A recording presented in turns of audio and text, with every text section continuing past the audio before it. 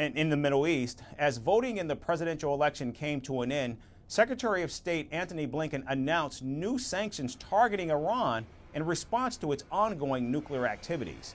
Secretary Blinken said, quote, "We remain committed to never letting Iran obtain a nuclear weapon, and we are prepared to use all elements of national power to ensure that outcome," end quote.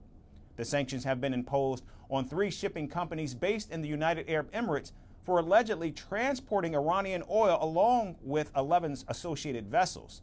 These sanctions prohibit any transactions by the companies in the United States dollars and also freezes their assets within the U.S. Washington had previously implemented a comprehensive unilateral ban on the purchase of Iranian oil initiated by former President Donald Trump following the withdrawal from the Iran nuclear deal.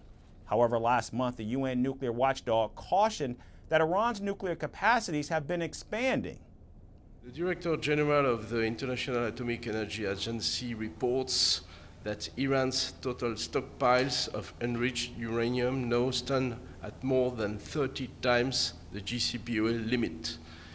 Iran is growing its stockpile of high enriched uranium to levels unprecedented for a state without a nuclear weapons program. Such activity has no credible civilian justification.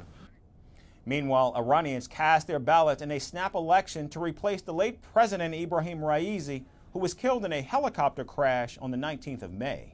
Around 61 million Iranians voted in the election, and over 58,000 polling stations were installed across the country.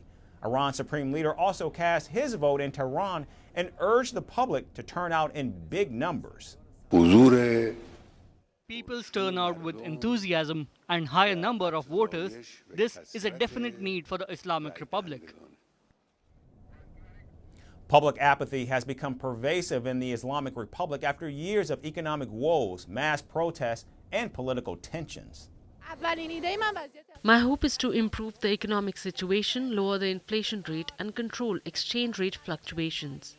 If this aspect can be improved, I think we can achieve development, especially for the younger generation of Iranians.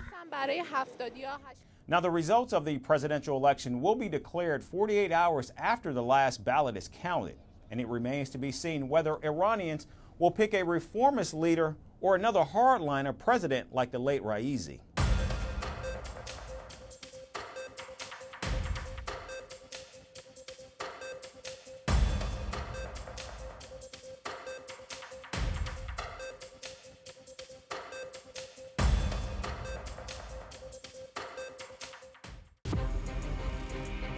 From impeachments to inaugurations, if it's a political story, we are on the scene.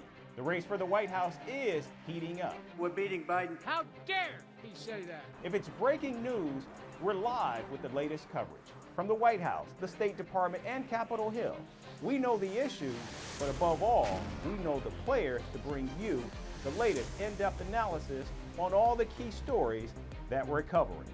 I'm Eric Ham. Join me from Washington here on Firstpost America.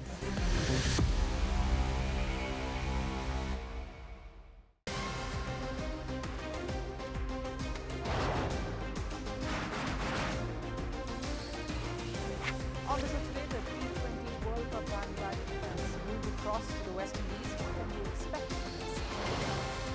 Hello, I'm Ali Green, coming to you from Durban, South Africa. Today we have a special show.